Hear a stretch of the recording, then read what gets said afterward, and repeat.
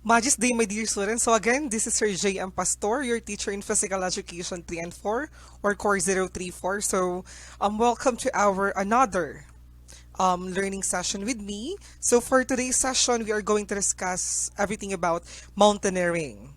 So if, as I have mentioned before, the content of our Physical Education 4, based on the curriculum guide, is just all about aquatics and mountaineering. So this is now the discussion for the mountaineering. But the last material that I'm going to upload are all about yoga and laro ng lahi. But yoga and laro ng lahi are not anymore included in the curriculum guide. But I will still provide you some discussion with regard to that.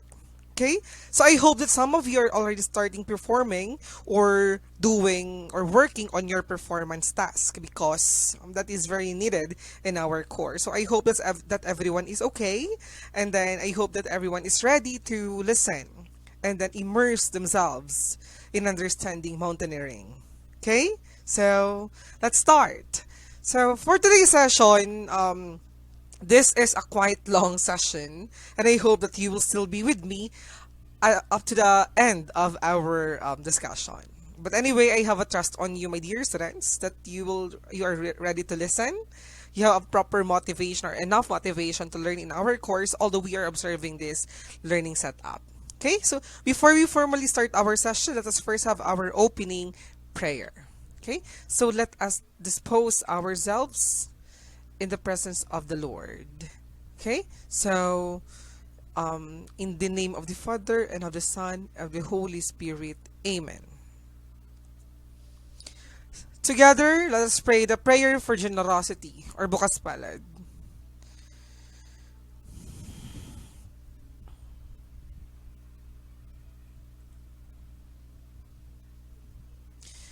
Dearest Lord, teach me to be generous. Teach me to serve you as I should.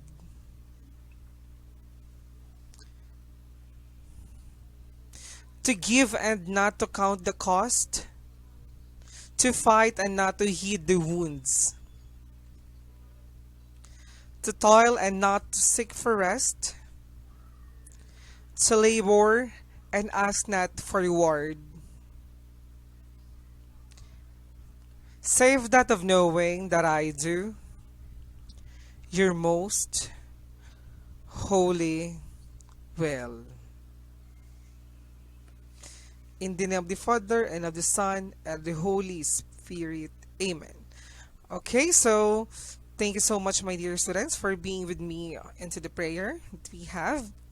So, as I have mentioned, welcome to our session, which is all about mountaineering. So, maybe some of you already tried to hike, right? When you were in junior high school, senior, or even when you were in elementary, some of you are doing hiking.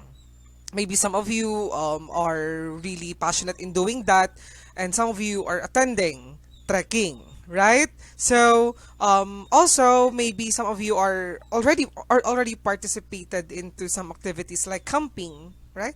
Or maybe some of you are doing some orienteering activities or map reading.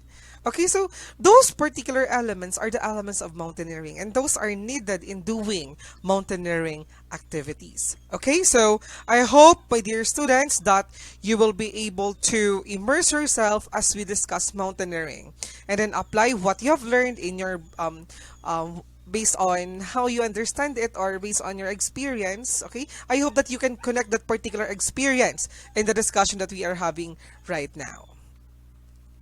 Okay, so okay, so now let's proceed. So again, this is Surgeon Michael DC Pastor. You can call me Sir J. I'm from Ateneo Senior High School, and also I'm teaching in the College of Education Physical Education Department. Okay, so yeah, let's continue. So for our learning objectives for today, my dear students, um, these are our learning objectives. So we have two objectives here, and I hope that we can cover this all in this particular session that we have. So at the end of the session, my dear students, you're expected to first define mountaineering and its elements. So mountaineering has several elements such as camping, orienteering, hiking, and trekking. Okay, so we are going to do on those different elements one by one. And then also we will discuss the history of mountaineering. So way back in aquatics, we have a very rich history. Right? So in mountaineering, I'll also discuss to you the history of mountaineering. And then also, you are expected to positively integrate outdoor recreational activities in real life, especially through doing mountaineering. It's not enough, my dear students, to just study mountaineering. It would be helpful and it will be beneficial at the same time meaningful if we are going to apply this in as our recreational activity, especially when the COVID-19 pandemic is not anymore evident or tapos na may vaccine na and then we are already on the back to the old normal. Okay, so yan. I hope that someday you may try this. And then lastly, you are expected to perform dry land exercises in mountaineering. So this particular task, which is the third objective, is one of the tasks in your performance task in our subject. Okay po, so for the performance task, bawal lumabas ng bahay ha. Just record your video inside your house. Wear your PE uniform. Okay? So, yeah. So this is the learning content of our discussion. So this is the outline of the discussion. So this is a little bit long, pero medyo ano lang man yung topics na yun, mga short lang yan. So first, we are going to define what mountaineering is. So the first is definition of mountaineering. Second, we must study the history so that we will know where it came from. Okay, that's why history of mountaineering, and then the elements of mountaineering, as I have mentioned a moment ago, the three basic forms of climbing depending on the track condition. So rock climbing tayo, depending on the track condition, kasi it is always, it also always depends on the season. Okay, but pwede sa rock, pwede sa ice, okay? Different types of climbing activities na medyo, I think, lima yun. How to climb a mountain, I will tell you how, okay? So what are the considerations if you are going to climb a mountain? And then, health benefits of climbing, syempre. Hiking, trekking, hiking versus trekking, we are going to compare the two. Health benefits of hiking and trekking, camping, 5 types of camping trips. We are also going to discuss that. 10 health benefits of camping, orienteering, types of orienteering events, and then 10 benefits of orienteering. We are going to discuss those all from A to Q. Okay, so let's start. So, again, let us first define what mountaineering is. Okay. So, dun pa lang sa outline, makikita niyo na kung ano ang mountaineering, ano ang mga elements niya, ano ang mga nasasakupan niya. Okay, but let's define what mountaineering is. But basically, before we start, let us go back to the earth or to the world where we are living. So, this is the Philippines. And then, tapos na tayo sa water, that's why we discuss mountaineering. So, nandito na tayo sa land. Okay? So, yan. So the Philippines is located on around or nasa mismo na tayo, nasa ring of fire na tayo. Okay? That's why there's a lot of volcano here. There's a lot of mountains in our country. Okay? So this is the Pacific Ring of Fire and the Philippines is exactly on the ring. Okay? So that's why that our geographical locations or our geographical formations or the land formations that we have here is very rich, especially when it comes to volcanoes. So we have here Mount Apo. This is considered as the highest mountain here in the Philippines. This is also known as Apo Sendawa. Okay, so this is also known as Apo Sendawa. It is located in Mindanao. Okay, so this is Mount Apo, the highest mountain in the Philippines. And this is the Mount Dulang-Dulang. So it is also located in Mindanao. Okay, so specifically in the province of Bukidnon. So Mindanao na naman. Okay, and then this is Mount Pulag. Ang ganda, no? So Mount Pulag is located in Luzon. Okay, in the borders, okay, between the provinces. Okay, it's located in the borders between the provinces of Benguet, ano pa yun? Ifugao, and then Nueva Vizcaya. So, just tatlo. Okay? Borders nila. Ito. And then, we also have here Mount Kitanglad.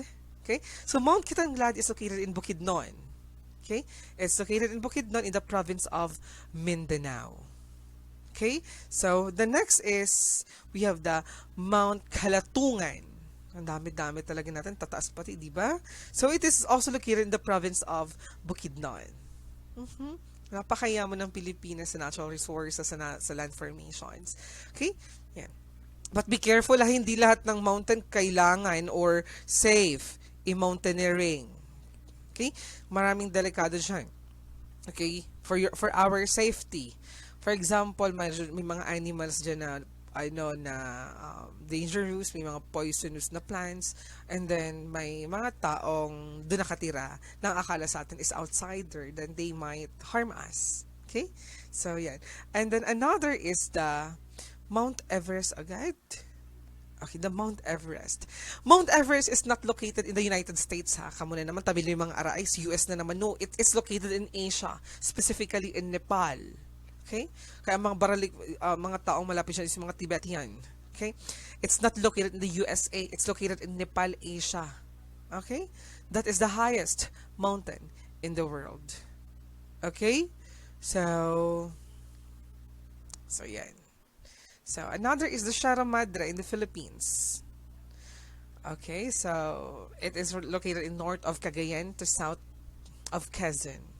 Okay, especially during the Typhoon Rolla and Typhoon Ulysses, the Sierra Madre plays a vital role in protecting the homes or the houses or the urban areas in that particular places. Hinaharang nila yung bagyo. Okay? And then Mount Isarog here in Camarines Sur. So Mount Isarog is really pinaghati-hatian siya. May part na Naga, may Panikwas, may part ng Goa o Campo Pili. Okay, and Tigaon. Okay, so yan. And then in Iriga, we have Mount Asog. Okay? Mount Asog, yan yung nakikita niyo pag pumunta kayo sa Iriga na may word na Iriga, yung sign na Iriga. Yung parang Hollywood, right? So, my dear students, yun ang Mount Asog. Napakaraming urban legends wise, di ba sabi ko sa inyo kung bakit tinatawag na marami daw multo sa Iriga. Okay? So, not actually multo but aswang.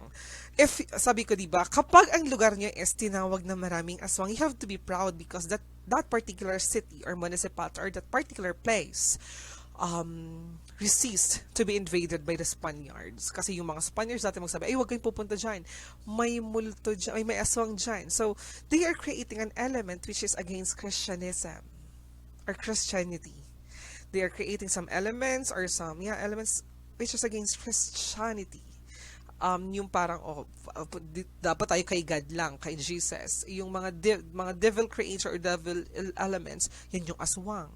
Okay, yung mga taga-Iriga dati, tumaas dyan sa Mount Asog para mag-resist. Okay, kaya dyan na nagsimula yung, maraming aswang dyan. That's why marami sa Iriga ang mga apelyido di masalang.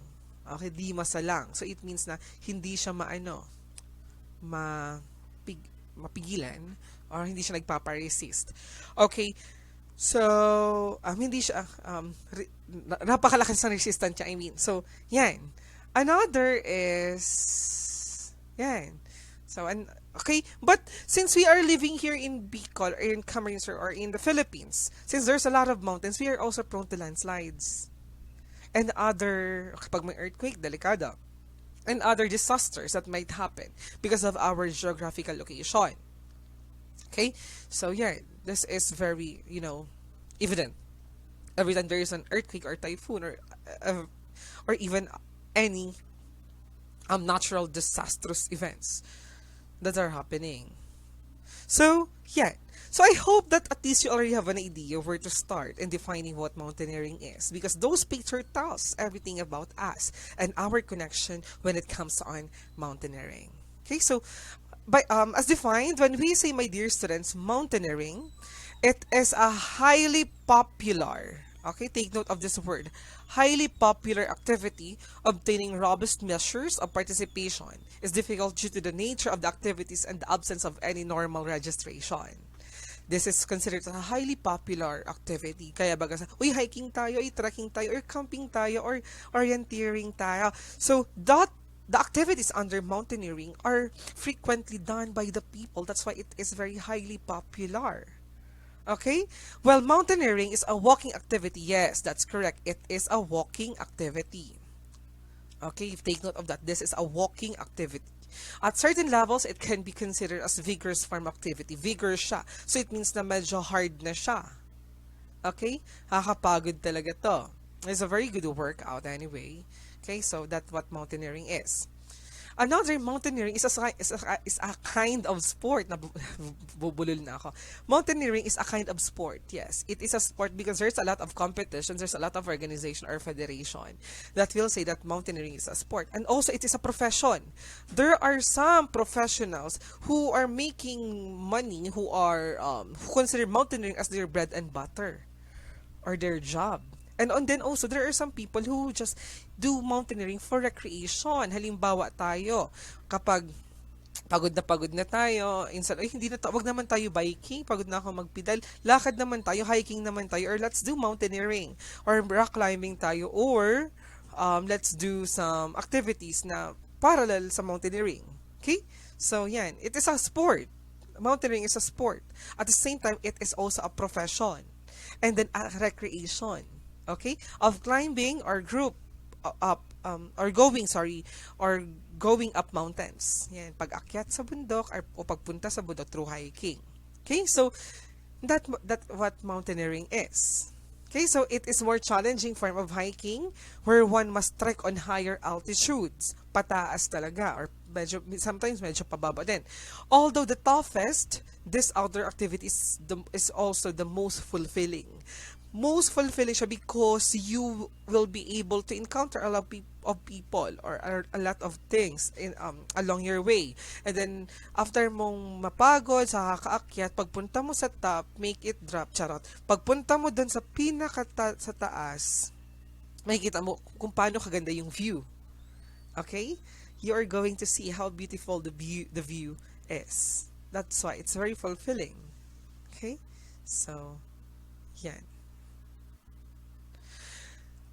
This sport challenges an individual's capabilities and skills. Skills is very needed in mountaineering. That's why you have first to do a certain training before engaging into any mountaineering activities. Hindi yan yung, ay, mag-mountaineering ako bukas, mag-trekking ako. No, it's not like that.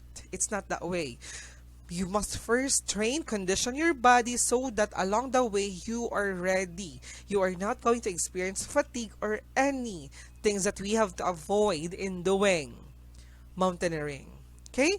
So, plus, it is also a great way to be one with nature. It's a way of communing with nature, appreciating the beauty of nature, seeing the people on a particular area, seeing the animals, the insects, the goats, the carabaos, the tamaraws, and then the beautiful nature itself, the clouds, the dancing trees, the whispering air, the whispering wind, I mean. So, yeah.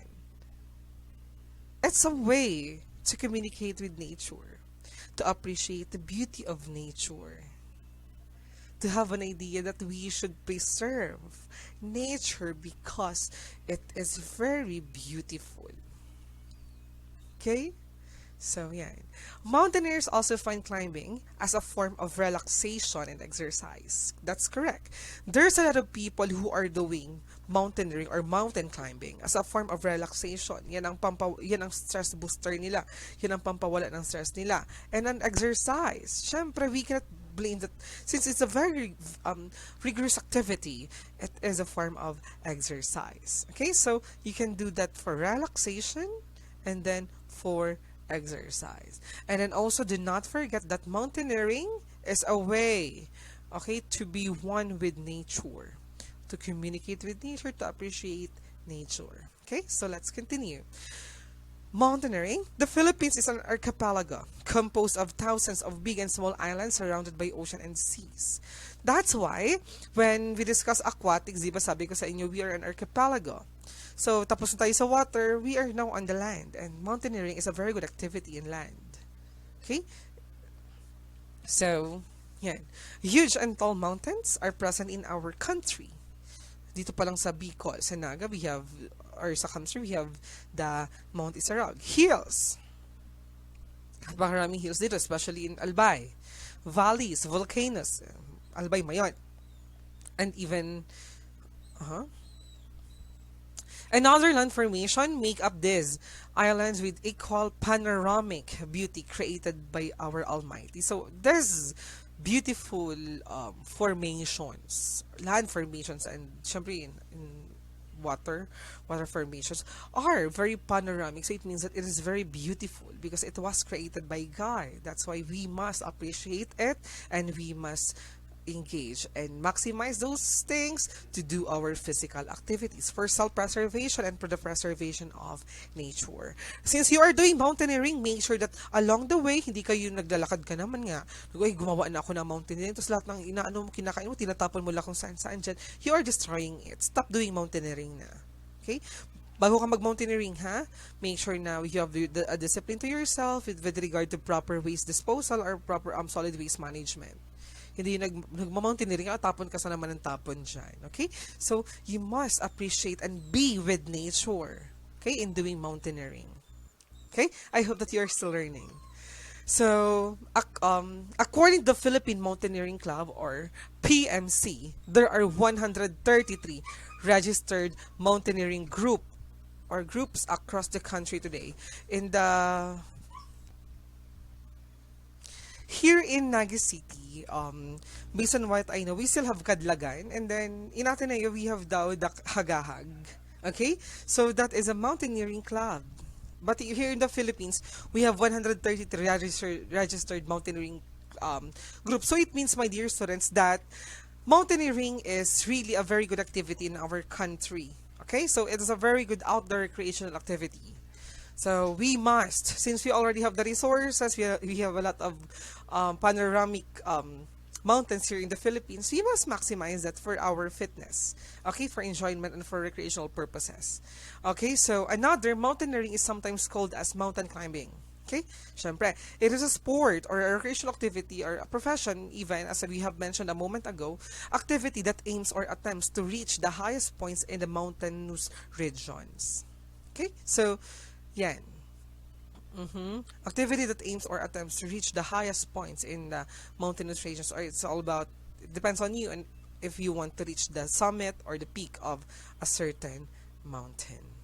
Okay, so I hope that you are still learning and I hope that you are still with me in our discussion, because as of this moment, we are still defining what mountaineering is. And then also, mountaineering involves hiking, trekking, camping, and sometimes orienteering. So these four are the elements of mountaineering. It is different from any outdoor sports because the nature provides the action and challenges along the way. So the nature itself is the one who is providing the challenges that you are going to encounter as you go along the way or you on your journey, okay, towards your destination. Okay? So, it is very challenging because si Mother Nature na nagbigay sa inyo ng challenge, or what are the types of ways or paths or terrains that you are going to take. Okay? So, these challenges test the courage. Siyempre, kailangan mo ng lakas loob dito. Strength, siyempre, lakas. Ability. Again, it needs skills. You must have first a proper training before doing or engaging in this particular type of activity. Stamina of individual, okay, that is also needed. Okay, so yeah, let's continue. So I hope that you already have an idea of what mountaineering is and how it works. So now let's proceed to the history of mountaineering.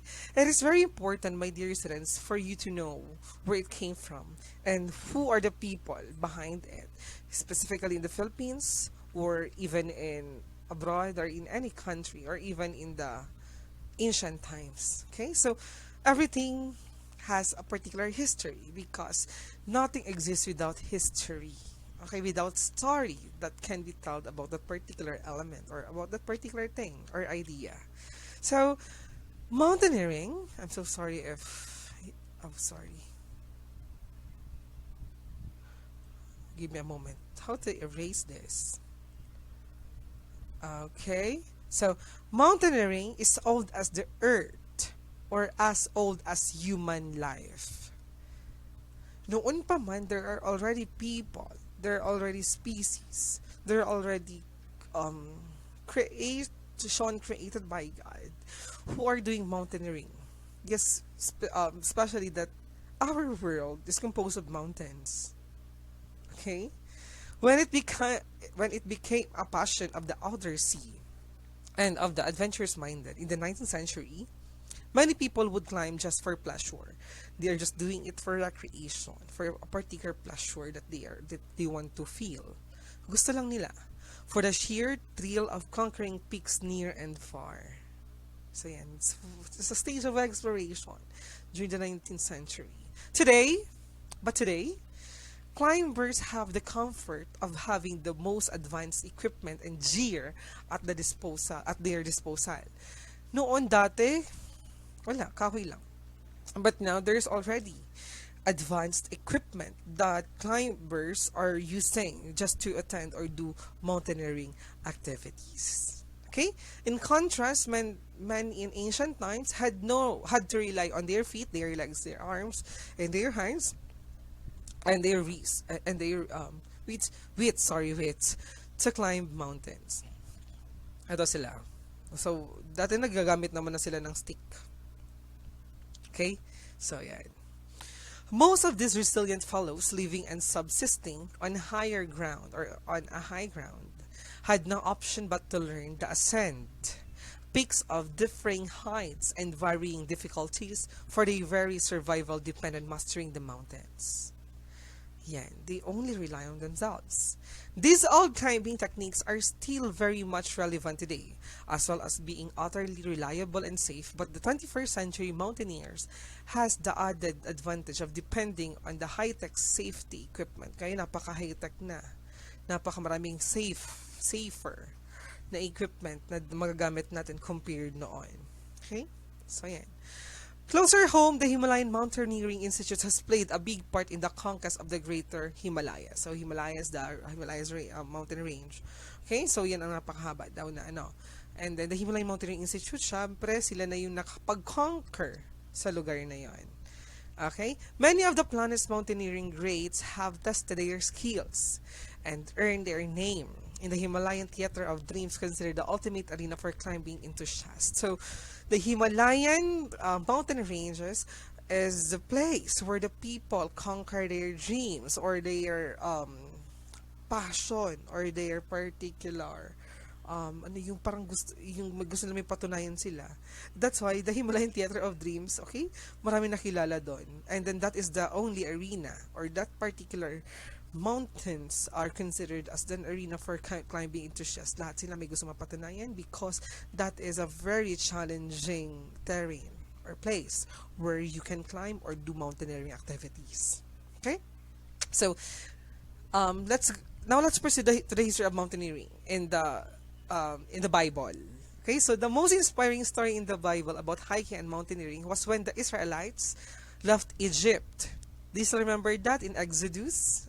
Diba Exodus means exit.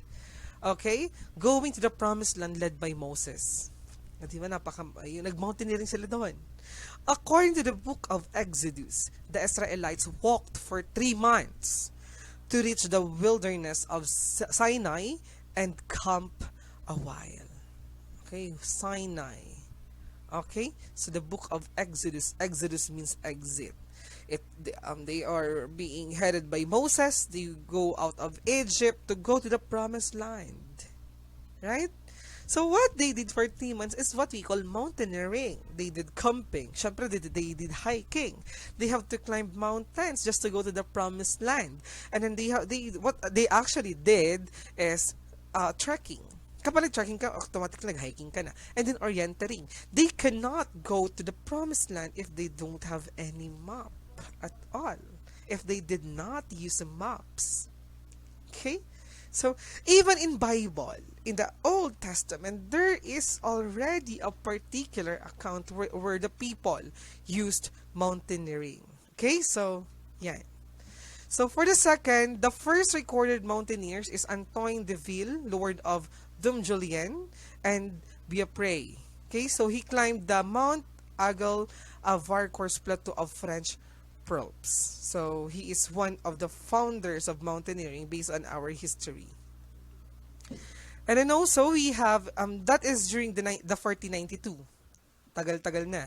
During the 1760, a Genovese scientist, Horace Benedict de Saussure, was the first to visit Mount Blanc glacier with the tallest peak at 15,771 or 15,771 feet.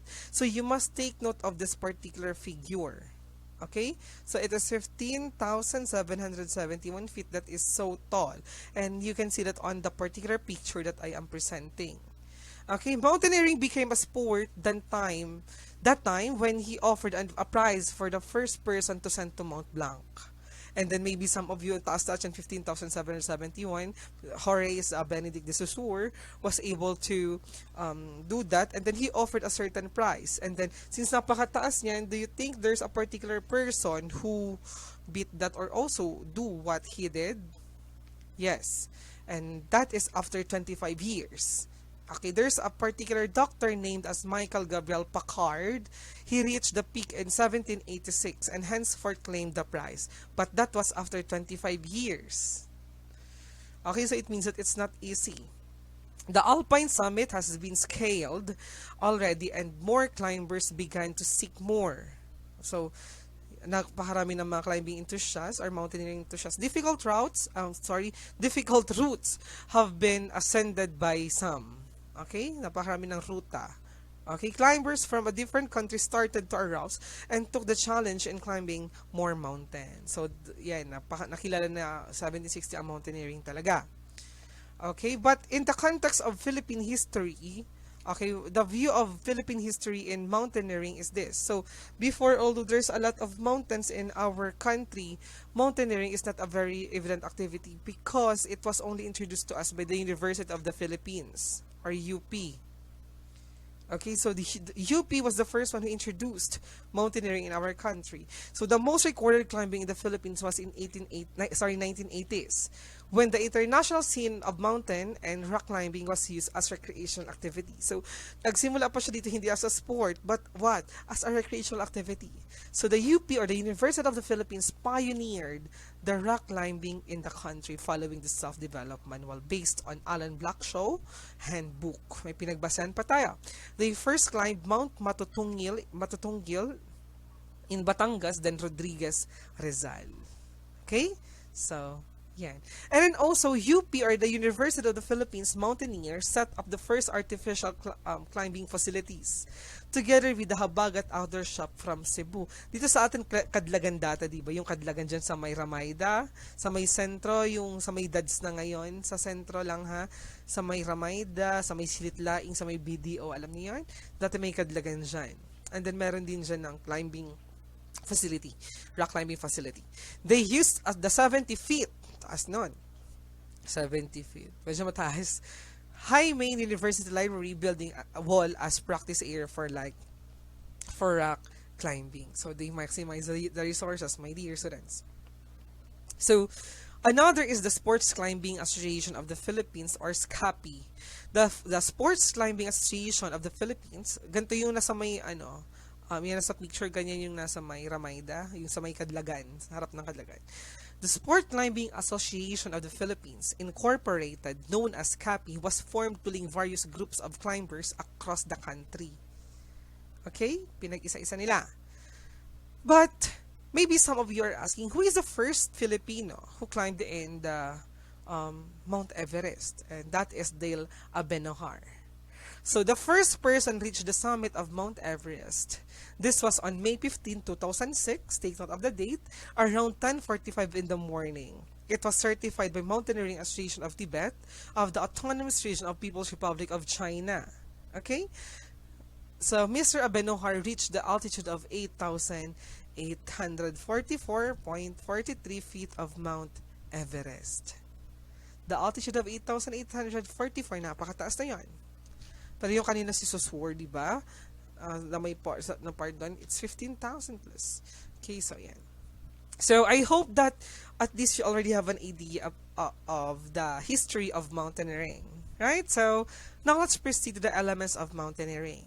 So, as I have mentioned, we have 4 elements of mountaineering: the hiking, the trekking, the camping, and orienteering. Right? So, let's go to them one by one. So, there are 4 elements in mountaineering, such as the hiking, trekking, orienteering, and camping. Okay, I already mentioned this to you. Okay, so, yeah, these are greatly observed Okay, and present during each mountaineering activity. These are greatly observed and present during each mountaineering activity. Syempre, you have to hike, you have to trek, you must do a camping if you're going to sleep there. Because the definition of camping, that's dapat magstay ka for a certain period of time or at least overnight. Okay, kasi kung hindi yun overnight, that is just picnic. Okay? Each element greatly helps to help a perfect journey towards the destination. So, yan. If one is missing, mountaineering activity is not successful at all. Hindi siya masyadong successful kapag may kulang na isa dyan sa apat na yan. So, again, the elements of mountaineering, we have here the hiking. Nakita niyo yan, mag-hike. Ito naman, nagtitrek. Ito naman, camping, may tent. And orienteering, may compass, map reading. Okay, so, those are the four elements of mountaineering. So, when we say, my dear students, hiking, it is the most essential element in mountaineering and climbing. Okay? So, everything starts and ends in hiking in natural environment. Magsimula ka talaga, mag-end ka in hiking. You have to walk. Mountaineers spend most of the time in this activity either in slow, steady, and hour after hour. Iba may mga pahinto-hinto. 1 hour ka lakad, pahinga. 1 hour ka ulit, pahinga. So, yan.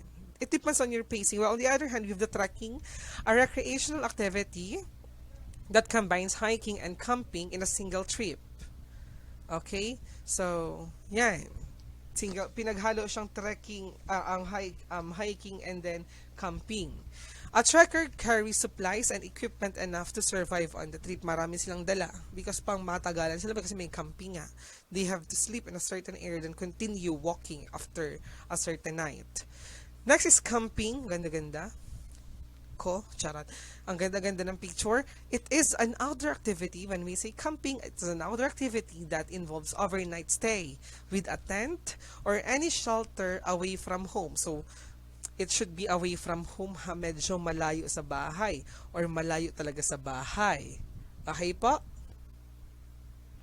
Okay, so, yeah. So, when we say camping, my dear students, so, it is consists of an overnight stay on a tent or away from home. Okay? So, yan. So, iba naman yung overnight sa friends ha, hindi yun camping. Okay? So, this activity provides experience and adventure with the nature. So, if you're going to notice, all the elements of mountaineering will really teach you how to appreciate nature. Okay? So, yan. This activity is different from any other form of outdoor activities like day tripping and picnicking because you will spend a minimum of a night. So, for a certain activity to be considered as camping, you must first stay at least for 1 night. Okay? So, yan. That's what makes camping different from the others, from picnicking or just tripping. Next is orienteering. So, it's not orienteering. It should be orienteering. It is a part of the mountaineering process that involves the use of a compass. So, for some of you, do you know what compass is in your cell phone? Okay, in your cell phone, you can take a look on there's a compass here. This is the compass in the cell phone. Okay, you can see that. Okay, so yeah, this is the compass in our cell phone. Or I have here I also have here a particular compass that I am using. Hindi ko pa siya binubuksan kasi baka maalikabukan. Nakagamit ko naman kasi siya kahit kahit kahit sealed pa siya. So, this is compass. Okay, so, yan. At, ayun ang north. Nandun ang north. Nandun talaga ang north. Dito ang north. Okay, so, yan. Okay, so it's a part of the mountaineering process that involves the use of a compass for correct direction. Ay, kakalibrate nyo yung compass nyo minsan mali. So, dapat alam nyo kung talagang saan. Okay? So, yan. Trail signs to follow through and map as a guide. So, the aim of orienteering is to locate and pass all signs or points to reach the desired destination in the shortest time. Later, I'll discuss to you how it works. So, orienteering talaga is a process talaga of reading maps or compass and going to the right direction using the clues and then the symbols and then the signs. Okay? So, yan. So, those are the 4 elements. As I have mentioned, it's hiking, trekking, camping, and and orienteering. Sorry, again, hiking, trekking, camping, and orienteering. So now, let's proceed to the three basic forms of climbing. Okay, three basic forms of climbing depending on the track condition. Okay, ito kasi, this is just all about how we see things or how we do a certain climbing activity depending on the track, yung pinupuntahan natin or yung mismong journey na tinatahak natin. Okay? So, let's start. So, we have three basic forms of climbing, and the first one is rock climbing. So, syempre dito rock, nakita nyo to. Rock. And then the second one is the snow and ice climbing or the snowcraft. The first one is rock climbing or known as rock craft. The second one is the snow and ice climbing or the snowcraft. And then the third one, tingnan nyo to, combination, mixed climbing combines the rocky and icy routes of the first two. So we have yung rock lang, we have the snow, and then the third one is the mix of the two. Okay, so let's proceed. So for the rock climbing or rock craft, this is a very popular among amateur climbers. This form of mountain climbing involves rocky slopes and avalanche. Okay, so and then the second one is the snow and ice climbing. Madali lang naman itong magets. Okay, or the snowcraft. It is more for expert climbers. This is a much dangerous climb because it involves routes with glaciers. Special gear and understandings of snow and ice conditions are very important. Hindi yung, ay, yelo yan, matagas yan. No, hindi lahat ng ice is matigas. Kaya baga minsan mga anak mo, pabili pong yelo, malumoy pa. Charot. Okay, so yan. So you have to have a certain skill of how you understand a certain snow or ice and their condition. Okay, because that is very important. And sad to say, we do not have snow here in our country. Wala. Yung nakita nyo sa MOA, artificial ito. Okay, so yan. And then mixed combines the rocky and icy routes of the first two mountaineering forms, making it the most difficult. Medyo mahirap to. Ika daw may rock, tas may ice. Diyos ko.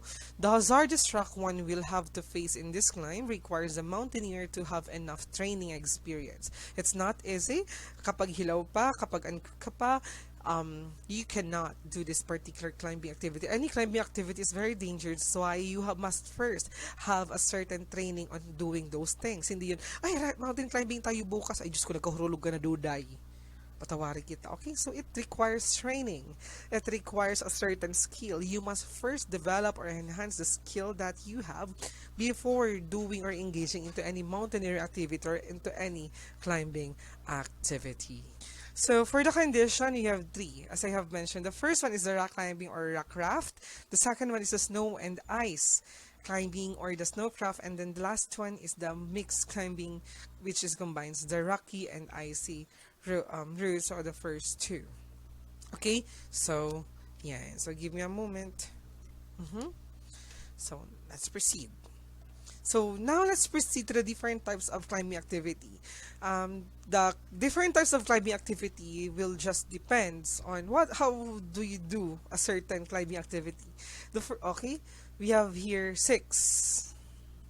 The first one is rock climbing, syempre, bouldering, ice climbing, competition climbing, hill walking, and then scrambling. That's the different ways of doing climbing activities. Okay, on the handouts that I'm going to provide to you, I stated there the steps or the definition of those things because we only have limited time in doing online or in recorded videos, diba?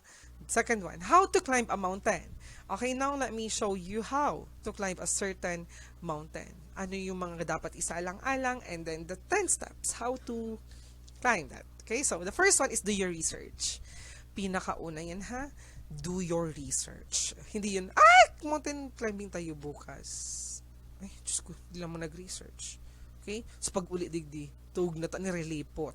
Okay, so, yeah, the first one is do your research. Ask some mountaineering groups, ask some people who are really in doing those activities. Okay?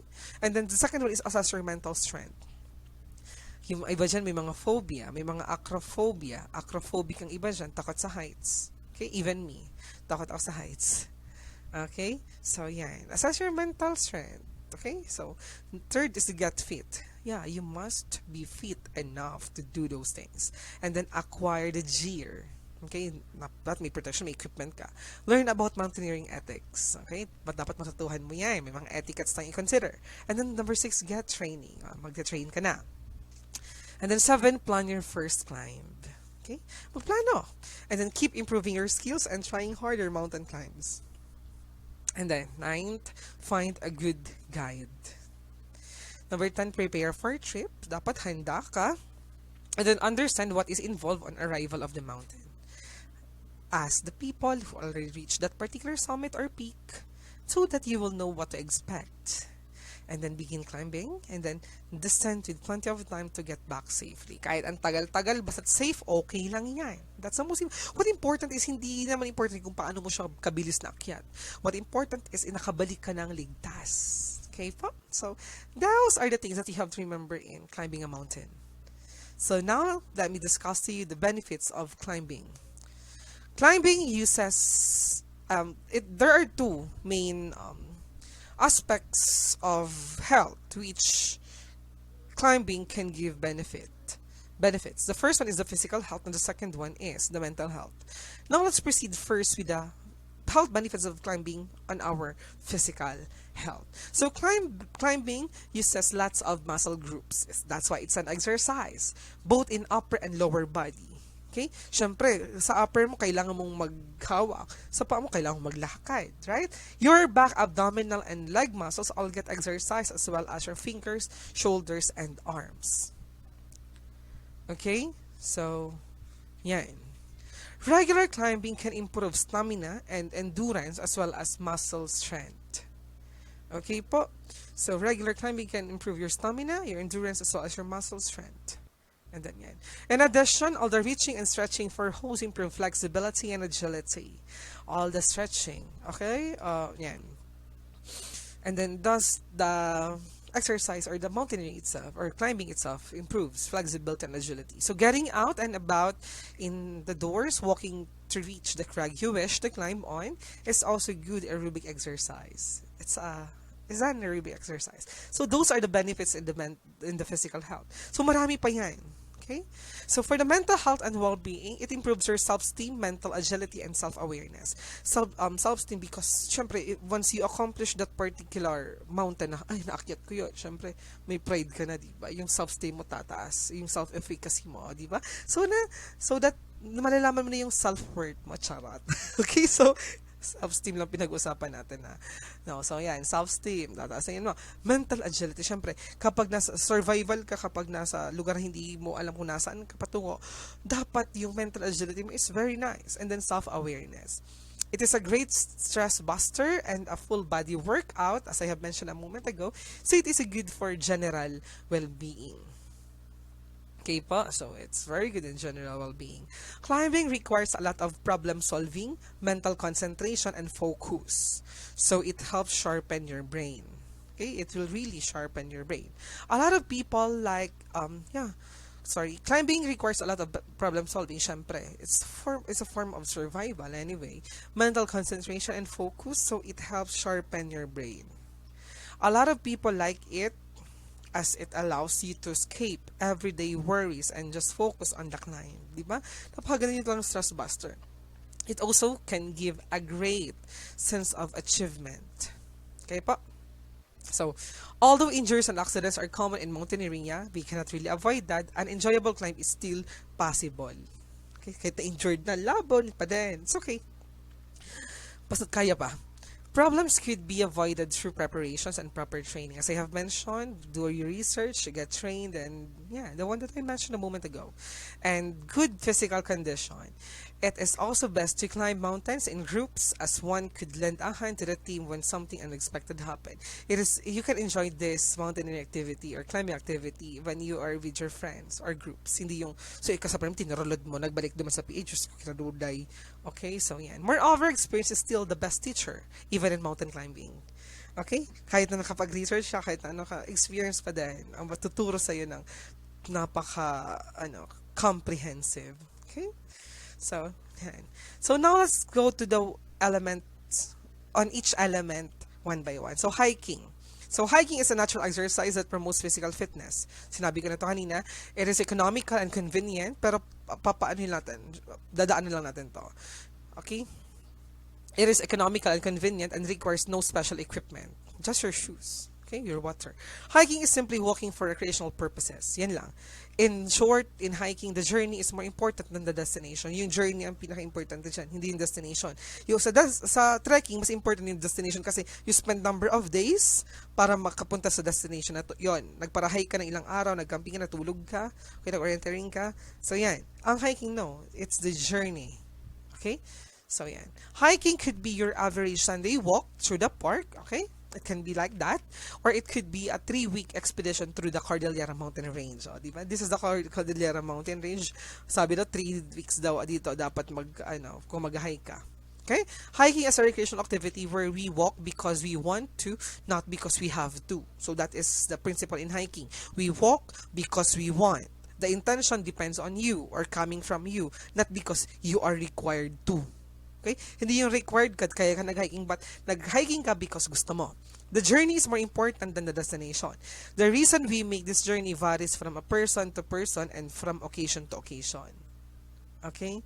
There are several reasons. Ang mga tao, kanya-kanyang tao, may kanya-kanyang rason. Okay? Or depende sa situation. The second one, we have the trekking. Trekking is an activity in which people take multi-day hiking trips through rural, often rugged territory. Okay? So that is what trekking is. Multi-day hiking to. As I have mentioned, medyo matagal-tagal. It is composed of number of days, number of several days. So yan. Many people who are trekkers engage in longer trips. Okay? Through entire regions of the world, using trekking as a way of getting from place to place. Siyempre, nag-hike ka matagal. So, it also can be incorporated with the other outdoor sports such as rock climbing or backpacking. So, ang iba't ganyan ang tawag. So, now let's have a comparison of hiking and trekking, the first two elements. Hiking and trekking. Hiking is an outdoor activity of walking in a beautiful and natural environments because it talks about the journey yung dadaanan mo. On pre-charted parts called hiking trails. Yung pre-chartered na, naplanuhan ng dadaanan, yun ang hiking. That is also known as the hiking trails. There are day hikes and overnight hikes, while trekking is a long journey. Be undertaking on foot in areas where there are usually no means of transportation available. That's why you do hiking. On the other hand, you have the trekking. It is not necessarily mountaineering. It is walking for a number of days. Okay, usually on uncharted paths in challenging environments which are likely to be hilly or mountainous. May destination kang pupuntahan. Okay? So it is for a number of days. So these are the several differences of hiking and trekking. We have here different dimensions. We have the environmental impact, we have the locations, the equipment, the overview, and the world differences. Let's go first with the environmental impact. For the hiking, hikers many years in an area can destroy the natural environment they walk in through wood gathering, fires, fecal matter, leaving non-biodegradable materials. So those are the common problems. That is the environmental impact caused by hiking. On the other hand, trekking, as treks take longer hikes, the environmental impact can be greater. Ang mas marami doon na same lang sila ng concern pero mas grabe ang epekto ng trekking. Locations, hiking usually in beautiful natural environments, nature trails, hills, yan, in areas where there is no means of transport and areas of great natural beauty. And then for the trekking, usually in mountainous areas talaga siya because it is composed of several number of days. For the equipment, for the hiking, depends on the weather. So, hiking ito Parang hindi ko nakikita. This is hiking and this is trekking. Okay. Hiking depends on the weather. They are overnight hiking. Shoes applicable to the hiking terrain, water compass, sometimes a hiking pole. Backpack with survival kit, food, and medicine for overnight hiking. So those are the equipment for hiking. For the trekking, survival kit, camping gear, boots, compass, clothing applicable to changes in temperature, especially if in mountainous areas. For the overview, for the hiking and outdoor activity of walking in natural environments, often on pre-charted paths called hiking trails, as I have mentioned a moment ago.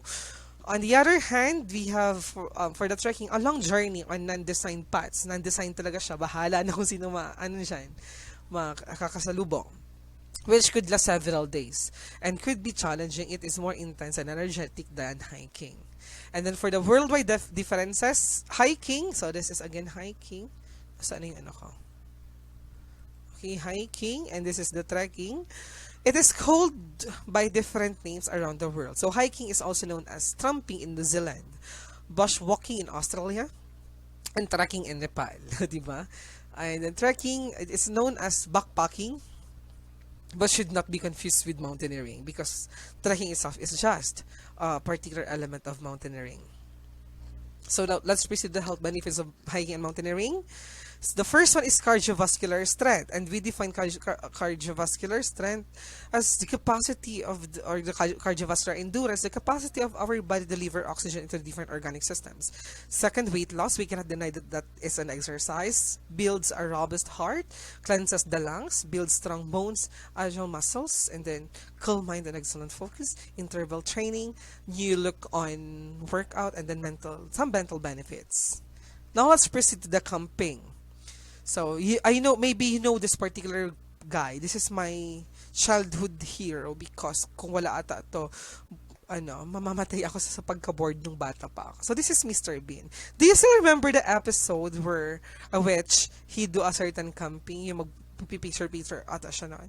Okay, so yan. So, that is camping. So, when we say camping in layman's term it is a place where an army of or other group of person or any individual is lodged in a tent or tents or other temporary means of shelter. Camping comes in any different forms. Some consider camping an activity that involves hiking into the middle of nowhere and sleeping under the stars. So that's what camping is. There are basically different types of camping. The first one is glamping. This is the first type. Napakamahal ng glamping, napaka-luxurious nito. So camping tayo, the first type of camping is the glamping. Basically, glamping is luxurious form of camping. When you are in glamping, there is no tent to pitch, no sleeping bag to unroll, no fire to build. Okay? Para to staycation. Whether in a tent, your in-stream, hot villa, or treehouse, glamping is a way to experience the great outdoors without sacrificing luxury. Okay? So, the second one is the car camping. Ito yung ginawa ni Mr. Bean. Yeah. Ay, RV pala yun. If you are camping from the first time, your car camping may seem like a hassle-free alternative. But it requires extensive preparation. Akala nyo madali lang? No, it's not. And you should research effective tips for successful holiday camping. And do not forget your car camping gear. Okay, marami. Hindi babalik ka pa. The first one is the glamping. The second one is the car camping. The third one is the RV camping. This is the RV. Do you see that particular recreational vehicle? This is the RV. And this is the RV.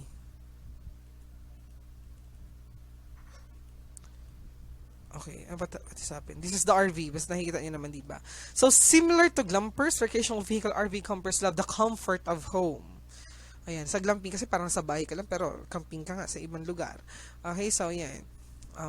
Of home and only need to find an RV park to match their camping style. Mga pang-rich. Another is the bike camping. Based on what I know, may nabasa ako, okay, the city government of Naga ata magbilagay na ng somewhere sa may higher lands ng Naga ng parang center for bikers. I think that is a very good place where we can do bike camping. Okay? We can do bike camping. So the recreational activities of the Nagaños now are very, increasing, or the recreational activities are very evident na. So that's why I'm very happy, because if we have a healthy people with a very stable mental health and physical health, the businesses or the economic condition of Naga City will go up or will go high. In fairness, in the government of the city of Naga, there's a lot of recreational parks that we are creating that will really target the people to participate in recreational activities, which will make our body healthier. Okay, that is a very good movement or a very good initiative. So bike camping is simply camping by bike. It is a self-contained touring over a weekend where there is one destination where you plan to camp One or more nights where the focus is as much on the destination as on the ride. The best thing about bike camping is that you can be a local it can be a local adventure. Local adventure lang siya because bike nga. That's why, yung iba dyan na mga mahihilig tumaas sa Pakol or sa Carolina sa Panikwason, sana payagan tayo mag-bike camping doon sa ginagawa ngayon na bike center. Okay? So, yan. So, I hope, my dear students, please do participate in doing these activities. The last one is the tent camping. Syempre, you are familiar with this. Some of you are Boy Scout and then Girl Scout when you were in junior high school or in elementary. So, tent camping is the first thing most people consider when they think a camping adventure. Okay? If you opt to if you opt for tent camping, you definitely like to embrace nature and respect the outdoors. Okay? So, now let's proceed to the 10 benefits of camping. The first one is the fresh air. Okay? Except from your teacher, charot, na fresh. We really need some fresh air. And then socialization. You will be able to socialize with other people. Improved moods, di ba? Kapag dami-dami mong schoolwork, tapos gumawa ka ng recreational activity, nag-camping ka, or bumalis ka, pumunta ka kahit saan, pagbalik mo, you feel so new. You feel so refreshed. You feel so pretty, di ba? Yeah. Less stress, exercise, and then sunshine, which is the most important. Also, a good night's sleep with nature. Again, it's a communion with nature. Good food, and then syempre, new challenges, and then meditation. That's why I really want you, my dear students, to participate in doing campings. And then lastly, we have the orienteering. Okay, it's been an hour. So, orienteering, it's a sport in which orienteers use an accurate detailed map and a compass to find points in the landscape. So compass is very much needed, and then map is very much also needed in doing orienteering. It can be enjoyed as a walk in the woods or a competitive sport. It is a competitive international sport that combines racing with navigation. Okay? It is a timed race in which individual participants use a specially designed, highly detailed map. Yung mga amazing race, X-Factor, sorry, amazing race, di ba?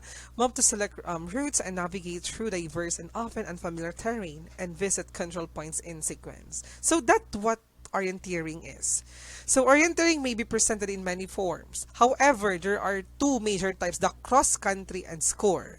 The other types of events include line, relay, night, bike, and canoe. Most events are cross-country, especially for national A meet. So, ang iba nag-iba-iba ng bansa, di ba, in some of the countries in our world, okay, some Asian countries or even American countries, ang magkakatabi lang mga bansa-bansa. Most events are cross-country, especially for national A meet or regional B meet or C ang local event. Okay? Or C meet. Variations of the types listed are left to the imagination of the organizer. So, yeah. So, for the orienteering, we have the basic map reading. So, as I have mentioned, orienteering is an outdoor activity where participants' goal is finding the various checkpoints with specific sequence in a preset course using a map. Okay? So, maps are scaled, syempre. The scale ratio represents the distance of one point to another in the map and its actual distance. Halimbawa, ang 1 centimeter sa paggawa mo ng map is symbolizes 75 kilometers. So you have to be consistent with that. So it means that the scale of 1 cm is to 75 kilometers. The 2.5 centimeters will be times to 75. That's why you have 187.5 kilometers. You have to be consistent in creating a map. 187.5 kilometers total actual distance from point A to point B. Okay? So we have here the different features of map when creating a certain legend. This is cemetery, stony grounds, and it's up to you. You're not going to do this. I'm just teaching you some on how to create maps. Okay? So, paano daw paghanap ng direction? Yan. Okay? Mag-ano ka, 37 north of east. Okay? So, yan. From point A to point B, sorry. Okay, so the scale is 1 centimeter is equal to, is to 50 kilometers. So, yeah, you just have to be consistent. Okay. Types of orienteering events. We have 5. The cross-country orienteering, score orienteering, line orienteering, route orienteering, relay orienteering. So, 5 yan. On the handout that I have provided, there's a definition that I put there. 10 benefits of orienteering is the last topic. There is balance between physical and mind. Map reading requires critical thinking. Okay? Teach us self-reliance. Hindi yung you only have compass and then you only have map. Ano talaga, ma-rely ka sa sarili nyo. Sharpens decision-making skill. Syempre, yung decision-making skill mo, ano yun, matitrigger or mas enhance. Teach how to think and act under pressure. Syempre, increased fitness levels, increased cardiovascular capacity, increased time communing with nature, as I have mentioned, increased self-esteem, can be very useful and even life-saving. Syempre, for your survival purposes, malay nyo na, ano ka, naligaw ka sa isang forest, tapos ang darang mo lang compass, makakabalik ka. Okay, ang guide mo lang is the direction of the wind, the direction of the sign, kung pa saan na siya. And then become part of the community. So, these are my references, some online resources and Punsalan or Dr. Punsalan. Okay? Book in physical education and health for senior high school. Okay? So, always remember, my dear students, since this is our last topic, based on the curriculum guide, because yan, the best view comes after the hardest climb. The discussion about yoga and then laro ng lahi, konti lang naman na yun, will be posted next week. Okay? So, the best view comes after the hardest climb. That's what I always tell you, my dear students.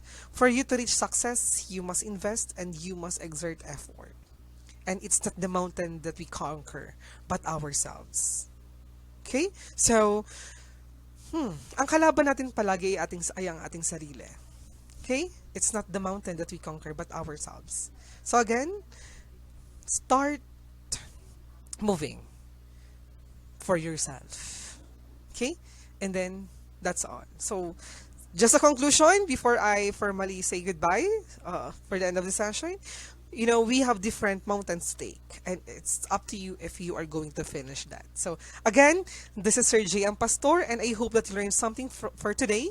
So, I love you all, and have a great day. Bye-bye. Always remember that Sir J. M.